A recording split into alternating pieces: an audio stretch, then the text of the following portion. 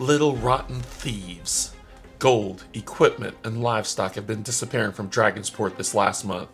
It's widely known that unorganized bands of roving goblins are to blame. So far, they've kept mostly to the outskirts of the city and only raid at night. Though the streets of Dragonsport have never been known for their safety, the goblins' ambition are growing of late, and are causing serious concern to the local population. It is midnight in the Runecrest Valley, and you find yourself in Jarl's Broy, a really busy inn on the main street that leads to the docks of Dragonsport. A few city guards claim a table nearby and begin whispering in hushed tones. You can't help but overhear them. They claim a large organized group of goblins destroyed Baron Lastwell's manor about an hour ago, only a mile from the city. Several of his attendants were slain, and 3 of his most invaluable artifacts had been stolen. What's more, his lease Lorelei is now missing. He's ordered most of the town's guards to scour the surrounding looking for them. The guards wonder aloud if he's looking for his niece or his artifact. The table erupts into uneasy laughter at the notion the Baron cares for anyone other than himself. One of the guards asks about the artifacts, and another responds that a dagger, a ring, and a scepter had been stolen. They go on to complain that the goblins exited the manor in seemingly all directions, and the culprits could be too far to track by now. The conversation shifts, and the guards seem to conspire to leave the city. Now that rumors of an undead army had been stirring in the mountains of a nearby shrine, Dragonport seems in shambles. Although hesitant, they estimate that within a week, the Baron will either close the city or flee himself if he does not get his property back. Guards vie to make their own luck in the City of Silver, the elven city far south of here. Of course, that would mean they are completely shirk their duties to the Baron and to the people of this city. Place the group miniature on Dragonsport. If you offer to take over for the guards, read 1001. If you ignore the guards and go off on your own, read 1107. Hey everybody, welcome back to another round of Canje Plays, and today we're continuing our playthrough of the Klik's Madness campaign from Hexplore. We had already set up our guardian, Chasan, and built her out properly as you saw in the previous short video. And before I forget, we had there were 2 other areas that are over here for adventures that I forgot to put on the map, but now I have done that, so the map is fully filled out. We will be starting our adventure here in Dragonsport. That's kind of where the story will begin, and based on the win condition, at any time we could end our story in Dragonport. So we have an adventure to go on, maybe something we could do, maybe not, and then we will end our turn there. We also have 2 shrines that are here, which is the Shrine of Nights and the Shrine of Seasons. Those shrines can be used to access or unlock our abilities while we're camping at those shrines, so that'll unlock our potential reflected assault that we really, really want, so we have to find our way to get to a shrine. One big thing is this shrine here. We cannot get to that shrine at all unless we have climbing gear. That's the only way to get there. We also have 4 quest tokens that are out here. So when we get to that location, we travel there, we will trigger a quest event that is going to happen within the world and see what happens at that point. At the bottom here, we have Orin's Hall. We're not sure what this small hamlet is just yet, as we haven't gotten to that in the story, but we want to find out what that is. That might be something cool for us to do. Our next locale are these 2 here, which are considered goblin lairs. They're using the Fallen City tokens, but basically when we get there, we're going to encounter some form of goblins in group to trigger an event to do that. And once we are able to win those fights, we get more story and lore for us to write. We also have here, which is the Bandit Princess Camp. There's a major event that will happen there, probably one that will close out chapter 1, so that's kind of the last place maybe we want to head. I'm not sure, but we are definitely going to find out. Finally, amongst this board, there are key locations that aren't really outlined here and don't have tokens that land on them that deals with possible goblin lairs, which means that more goblin lairs can crop up based on our actions or inactions of what we choose to do throughout this entire chapter. There's a couple things to mention before we dive into it as well, in terms of death for our soloable game. When you play a 2-player game, you can take someone to a shrine, pay some money, and you can bring them back to life and keep it going. However, if both heroes die, then that marks the end of your campaign. In this, since I'm playing solo, I'm going to homebrew it just a little bit by saying that I have one free revive on me that I get to use, and I'll put that on here when we come back to it. But one free revive that we can use, that if I die, I can use it, get back up to full. It will end the day, so the entire day will end when that occurs. However, we'll try to avoid that and make sure that we're okay to go. We've set up our circumstances that are here. We've had our timer with the center of what's that at the center of it, and then we have our restore deck here to the side. I've also created a deck of monsters that are here just in case we need to pull it. I've covered them over so there's no spoilers until it's time to see who they are. We've gathered all of our dice. We've got our conditions to the side, as well as we've got the DM board just in case a condition that is not on here that I need to explain it properly. Our Angelborn has an ability. It says, Angelborn are blessed and pious. Once per game turn, for 3 energy, you may save yourself or an ally who has just died, healing the target's health equal to your defend rank. So not only do I have a full revive, I have a way to just kind of, if I die, once per turn to bring myself back once that, if I choose to, or I've already used a revive in that manner. One other ability that we have over here is in our Antennomorph. Our aspect says, when facing an opponent with Outlast, you may roll a 10-sided die as your action for the round.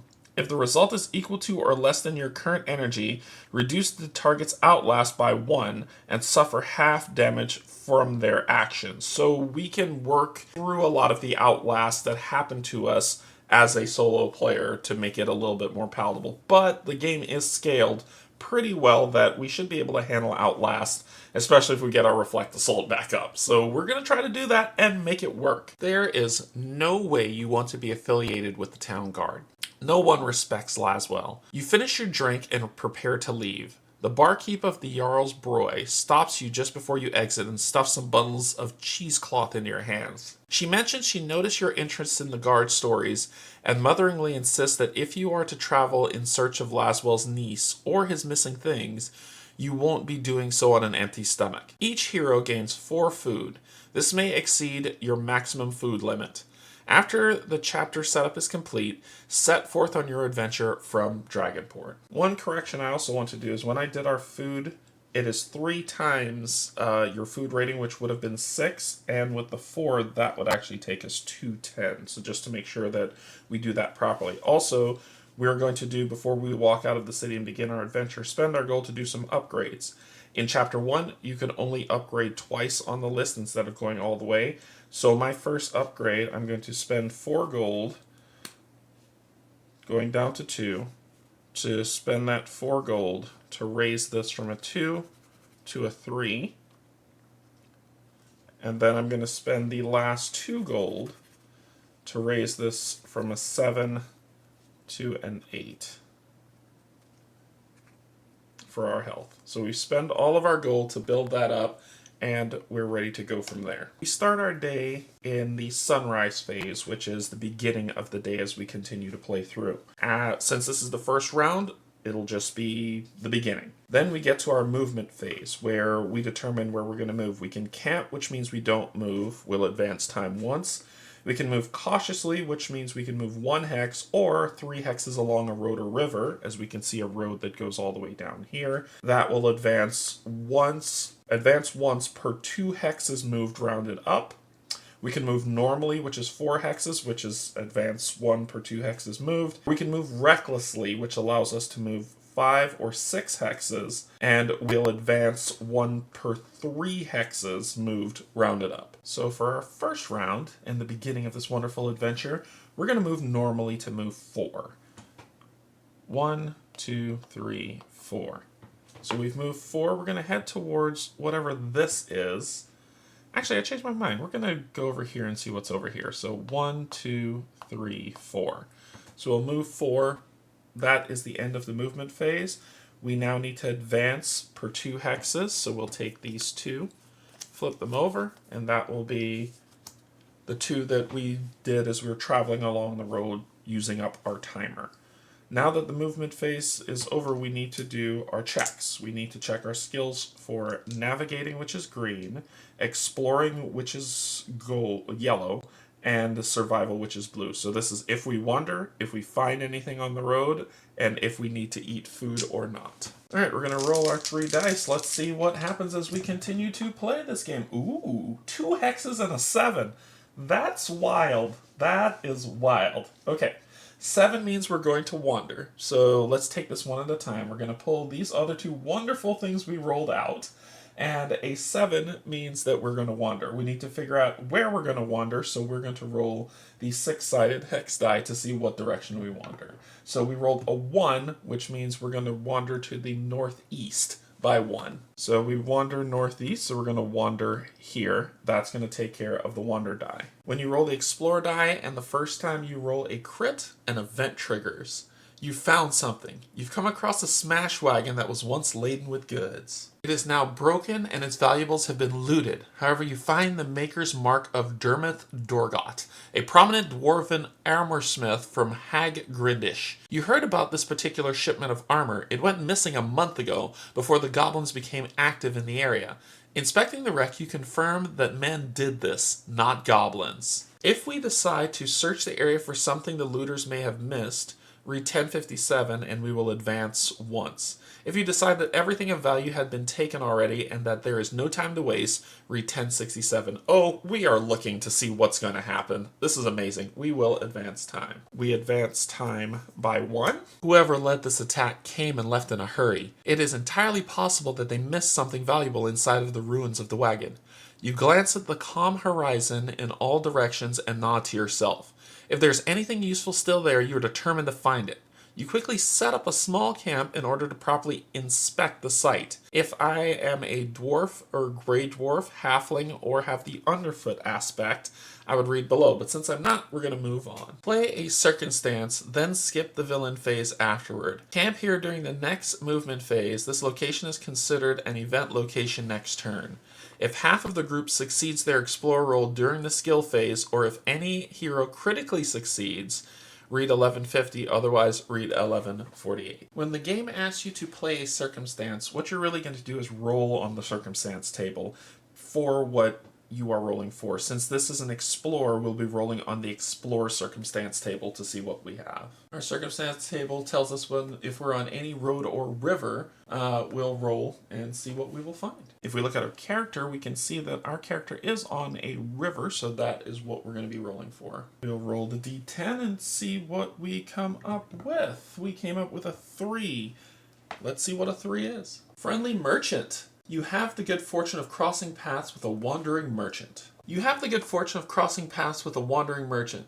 The group may purchase items of 14 gold value total or less, which are available in the market, shrine, or black market, even if it hasn't appeared yet. The friendly merchant stays with you until you return to a city. She does not sell talismans, gear upgrades, nor can she heal any damage you've sustained. We also gain 1 gold for our troubles for the critical success. Remember that if we choose to, when we camp here, we will put down an event that happens, and if we camp here again and successfully pass, we may find something. But we're not done yet. We got to deal with that survival roll as well, which also triggers an event. Correction, survival doesn't trigger an event. A critical navigate will trigger an event. Survival, because of the crit, we would find 1 food, but we're full up on food. We would also heal 1 health or 1 energy of our choice. That will end the skill check phase that we've done. We've done the circumstance, so now we need to deal with the circumstance. This means we need to roll on the circumstance table once again, so we'll roll because we're by a river, and we roll a 9. Let's see what we're dealing with for the 9. With a 9, we're set upon by bandits. Fantastic, which means we advance 1, and we deal with the bandits. A fight is inevitable. A small group of organized bandits are claiming a toll on the area. We will advance once for that, and then we will draw the bandit card and see what we're dealing with. So we're going to be dealing with some bandits. The bandits will have 8 health, 8 energy, and if we defeat them, they're level 2, and if we defeat them, we'll get 4 gold and 1 food. The bandits, when we're going to fight them, they're going to roll the d6 and see what they are going to do. And remember, battle happens simultaneously, so we need to determine what we're going to do, and then we'll determine what they're going to do. And then at the same time, of course. So remember, since we're playing solo, we can spend 1 energy to do our tower shield when we do our cleave. So that is exactly what we're going to do. We are going to spend 1 energy going down to 9 to block 4 damage coming in, but our main attack is going to be the attack of 3. So we're going to strike them for 3, and let's see what they're going to do. We're going to roll a d6 to just check it out. They got a 1. That 1 means that they're going to, as a group, deal 2 health damage. Any hero who suffers damage may not use energy next round. Well, remember, I was blocking for 4, so therefore I blocked that damage, and I hit them back for 3. So on our battle board, we have the bandits with 8 health, 8 energy. This is the start of day 1 that's going on. I hit them for 3, which puts them at 5 health, and I block all the damage that they are sending in, so I'm all good. That is the end of the first round of combat. We keep going until we win, so we're going to rinse and repeat. So we're going to do 1 energy to block for 4 and cleave again for 3. Let's see what the bandits are going to do. The bandits are going to roll a d6 and come up with a hex. Group 4 energy. Heroes reduced to 0 energy, lose 1 gold. Really? But remember, we're blocking for 4, so we block all that incoming damage, which is fantastic, and we hit them for another 3, taking them down. So our shielding blocked for 4. We hit them for another 3, taking them to 2 health, and we're good to go. Well, I don't see why there's not a reason to rinse and repeat this 1 more time to do this attack and see if we can take them out. Let's go ahead and do a roll for it, and we rolled a 2, which they would hit for 2. We block, and we wipe them out. So we block all that incoming damage, and we hit them for 3, which, of course, you know, will wipe them out. They are done for. We're going to gain 4 gold, so we go up to 5. And we're going to gain 1 food, but we're full up on food, and the bandits have been defeated. Remember, we also have a friendly merchant that is traveling with us until we hit a city that we can spend some gold on. Well, we're going to do that right now before we end. We are going to... Actually, let's end out the day before we start. I'm getting a little overzealous because this does mark the end of the villain phase. Remember, we skip the villain phase for what's happened for if we're going to make camp. And villain phase usually marks end of the day where we end the day that's there. So this is an interesting issue that's come up. And I believe in how I'm going to play it, although let me know if I play this incorrectly. It says I skipped the villain phase, which means the day wouldn't end because I'm still searching around. I just kind of continue through the next phases of the game, and I'll make camp here to see if I can pass on this test. And if I pass, I find something which would also trigger the end of the day from the previous description. So that's how I'm going to play it. If I'm incorrect, please let me know down in the comments, and we'll adjust as we can. But that's how it's read. That's how it's read. That's how we're going to go. So the villain phase, which would mark the end of the day, is over. There's nothing really happening in here that does any triggers for that day. However, we're not going to end the day as we're still searching. We come back around and we're on our sunrise phase, and we're on our movement phase of the beginning of the day. So we don't take 1 and turn it sideways to say the day ended because we're still just kind of searching around and seeing what's going on. It gives us a little bit of extra time for what's there. Well, since that's the case, let's buy stuff from this merchant, because this is what money burning a hole in my pocket is never good. So what I'm going to do is I'm going to spend some gold to buy some potions. So I'm going to buy 1 potion, just 1 potion, for 1 gold. So we're down to 4. And I'm going to save the rest so we can buy some climbing gear, because I want to get to that shrine to unlock stuff. But I just needed 1 potion just in case something nasty happened. Okay, well, we're going to camp here. We're not going to move because we want to see what we can find, which means we are going to advance 1 for camping, and that hurts to lose that, but we are going to advance 1 for camping. Ooh, that hurts. Then we automatically succeed on this explore phase, on this navigate, so we don't have to deal with it. So now we have to roll just the explore and the survival dice. Let's see how we do on these 2. We've got an 8 and a 5, which means we horribly fail at both. Another item of Hexplore that I did not recall is that when you're playing solo, you get to roll these dice twice. And I should have done that last time for the navigate, but that's how it worked out. So we rolled a 7 and a 3, so we failed. No biggie. We needed a 2, unfortunately, and a 7. So we have to consume 2 food, and we don't find what we're looking for. So there's more passages to read. We will consume 2 food because we failed our survival check. I'm sure someone was already writing in the comments, "You forgot to do the double roll because you're playing solo." I know, I remembered. You spend the better part of a day searching the wreck wagon high and low to no avail. In fact, you are so focused on trying to find anything important remaining that you do not notice the eyes watching you from the nearby trees. They silently observe as you finish your inspection and pack up your camp in frustration. Once you're out of sight, the 2 highwaymen drop from the trees and nod to each other. You seem a bit too well equipped for them to trigger their ambush once you fell for their distraction. But the bandit prince is going to love knowing there are busybodies investigating their activities.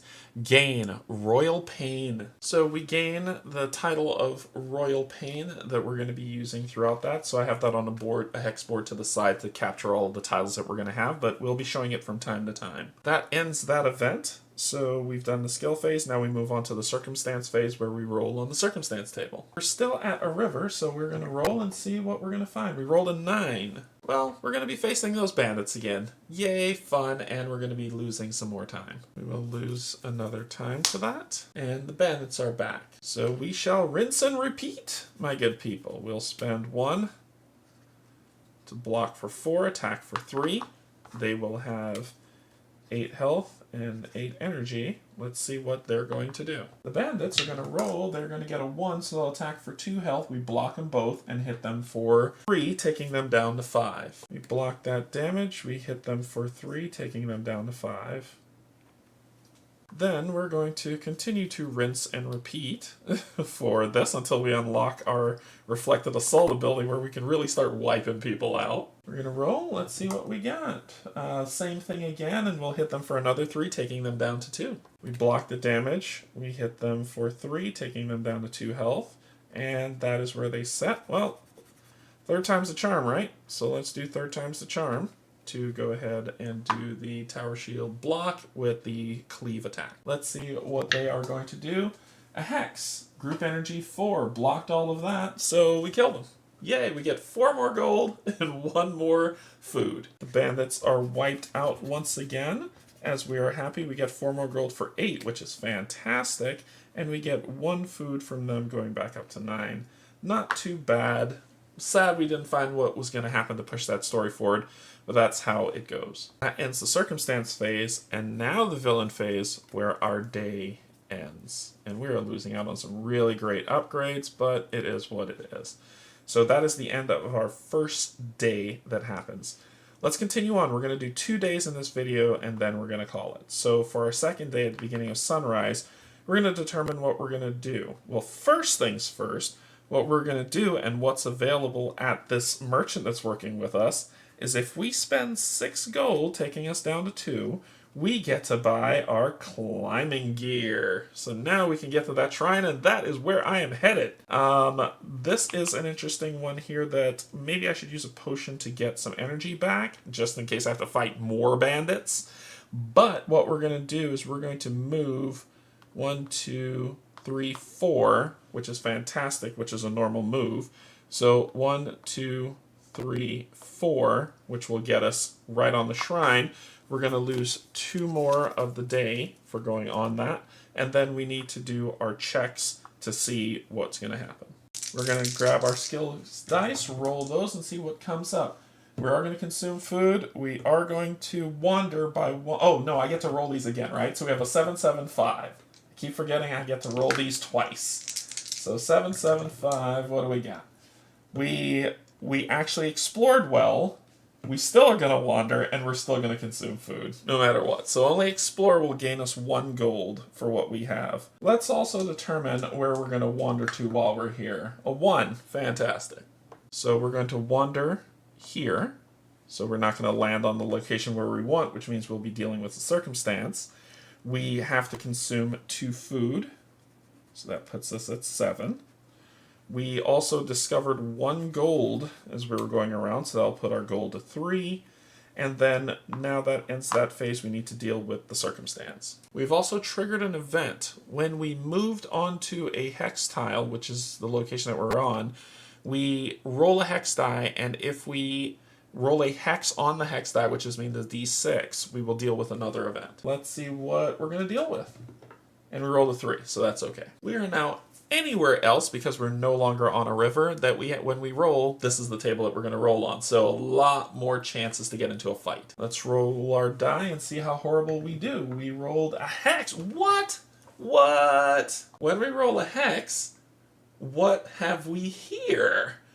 We then roll on the hex table that is below it. So if we take a look down here, this is the hex table we're going to roll on. Let's see if we find horrible things or good things. So we're going to take our hex die, roll it, and we rolled a 4. Let's see what we find on a 4. On a 4, Fisherman's Luck. So we will advance time by 1, and we will deal with the circumstance. You spy a pond and an old boat landing. A single canoe is docked there, and there's even some fishing equipment left out. Where might the owners be? Might as well try our luck. So we need to find that circumstance of Fisherman's Luck. And I apologize, I believe I played that first one wrong and made the game a little bit harder on myself. That symbol indicates that Fisherman's Luck is a circumstance. So when you see that, that's what that means. It doesn't mean do the circumstance again. Fisherman's Luck. Who would have thought you'd have luck fishing out here? Each hero rolls survival. If at least one hero succeeds, the group rolls one 6-sided die. Each hero gains food equal to the result roll. This die can explode. Woohoo! So remember, we're rolling for survival. We get to roll twice. So the first one is a 7. The second one is a 10. So we fail horribly. Sadly, this doesn't work for us. This event is over. Sad face. That ends the circumstance and event phase. We go into the villain phase where we advance 1 and the day is done. Hey, look, it's our character. Oh, I wish we could have gotten that too. So we start the sunrise phase. We're going to move cautiously. So we're going to move 1 space. When we move 1 space, remember we still have to spend 1 because it's rounded up for that day to go by. Then and when we camp, we would have healed 3. I forgot to do that. So honestly, we would be back to 7. I didn't heal from the last time when we camped there after that bandit fight. So we would have been at 7 after the last fight. So forgot to do that. We're catching ourselves as we play. Remember, we're trying our best. So we succeed at this. And the rule says until we roll a hex, every time we end each movement phase in which we've entered a hex tile. I haven't entered this hex tile, so therefore I wouldn't roll for it, but once I enter another hex tile, like I could bounce back and forth until I make it work, but instead what we're trying to do is this. But that's a specific event that's trying to happen. And we're also going to start tracking days, because there's an event that happens on day 5, so we're on day 2 right now for what we have, so we just want to make sure that we have that there if we need it. Our friendly merchant's still hanging with us, but we stopped at a shrine. Now, the trick about shrines, we have to spend a day to camp there to be able to unlock the mastery. So I moved here. I can make use of the shrine's things that are there to rest up, to get ourselves rejuvenated, but for right now, we're going to be good where it is. So we are going to we're going to end this, and because we ended on a shrine, I do not believe that we have to roll for circumstance. Yes, if we move cautiously or camp, we can try to avoid the circumstance. We can still look and see what it is to see if we want to interact with it, but we can say, no, we don't want to do it because we moved cautiously. So we're going to roll on and see what we're going to get on the circumstance table. We rolled a 6. Let's see what a 6 would have been on a shrine. We would have fought silk spiders. No thank you. No thank you at all. So we are not going to do that. Now, at the end of day 2, when we hit the villain phase, day 1 is kind of a freebie feel for what you want to do, but now when we get into day 2, we have to deal with goblins expanding. So we're going to take energy damage based on how many of these are here. This represents the growing goblin threat. So since there are 2, we're going to take 2 energy damage going down to 5. And that is going to be the end of this day. Man, we're moving through these days pretty fast, going on to day 3. So day 3, we are going to camp because I want my reflected assault ability really, really bad. So we are going to camp here It's sunrise, nothing really to push forward. Then the movement phase, we're going to camp. When we camp, we advance one only. And then what we're going to do is we are going to heal ourselves for 3 health and 3 energy. So our energy goes back up to its max, which I believe was 10, right? So I had 5, so that would have put me at 8. So I believe it was 10, but that puts me at 8. So we're good to go for the camp phase. We then move on to the next set, which is the skill. We don't need to. I think we still need to roll on food and gold to see if we find anything when we camp. So let's try that out. Food and gold roll to see if we're going to chew on stuff. 2 and 2. No, we passed both. We found the gold and we don't consume food. Not bad. And I know we would roll twice, so let's see if we can make it explode. Yeah, we're good. I'm not going to be greedy about it. So we found 1 gold. Fantastic. And we don't need to consume any food today to go through this. We camped here, and when we camp there, we can unlock 1. And I'm unlocking Reflective Assault. So now this new wave comes into where I have access to this ability. And it costs me this amount of energy to use, but when we use it, oh, this is going to be beautiful. Basically, we will block, and then we will reflect the damage right back at them. Come on, bandits. Bring it on. We're going to murder you. Now we need to deal with, if we want to deal with the circumstance phase, let's roll on the table and see what's going to happen. Remember, we're anywhere else, so we roll. We got a 7. Let's see what a 7 would be. Canje wolves. Hard pass. Hard pass. You know what? I changed my mind. I want y'all to see the beauty of Reflected Assault, and we'll be able to get something. So we will face off against these creatures. These mangy wolves will have 8 health and 8 energy.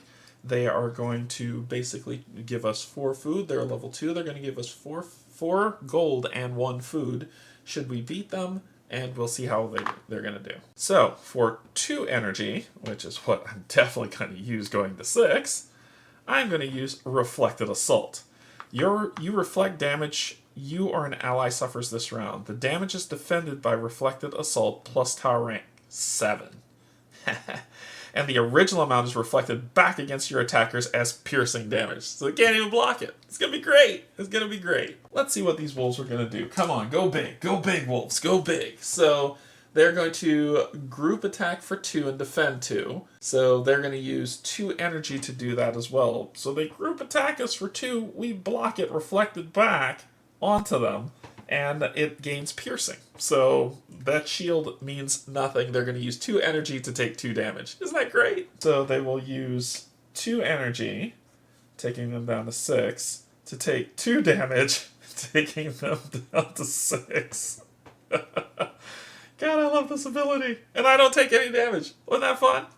Then we will do it again. This time I hope they go for it spends 2 energy, so this will take it from 6 to 4. And we'll do the same thing again. We're going to roll this die and see how well they do and what they're doing. Oh, this is what I wanted. Single health. Roll the hex die. So we roll it again. So it says roll the hex die as damage dealt. This die cannot hexplode. Oh, sweet. So we're going to roll and see how much damage they do. Come on, big 6. Oh, 1 damage. Oh, boo. So they're going to take 1 damage because we're going to reflect it right back to them. So you see the margin of diminishing returns on this. So they are going to take 1 damage, going down to 5.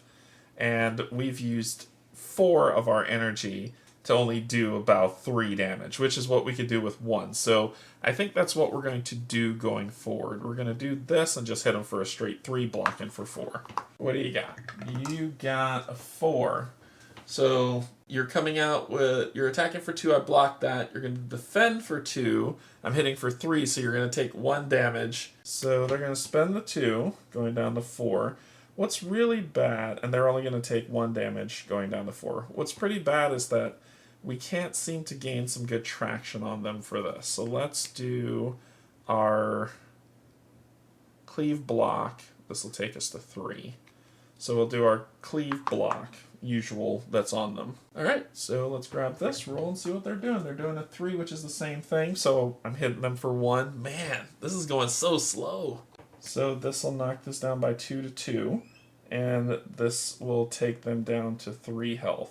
hopefully I can take him out with this strike. So one more time for the road. One more time for the road. Let's see if we can do it. Let's find out what they're gonna roll and see. They roll a 1. So dual 3 health, 1 target gains bleeding. Well, I blocked that 3, so I won't gain the bleeding. I believe you only gain it if you take damage.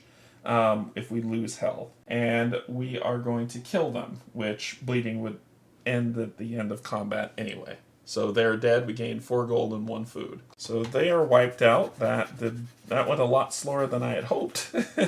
And we're going to gain 4 gold going up to 8 and 1 food going up to 8. And we are good. Combat is over.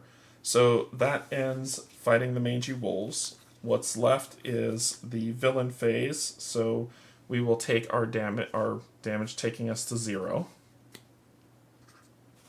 And that will end the day.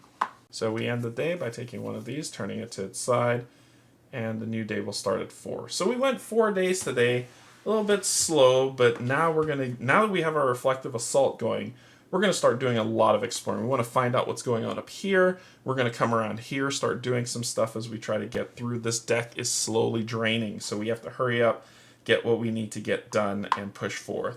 That's going to be all for this playthrough today. Thanks everybody for joining. Thank you to my Patreon subscribers. Until then, I love you, and there's absolutely nothing you can do about it.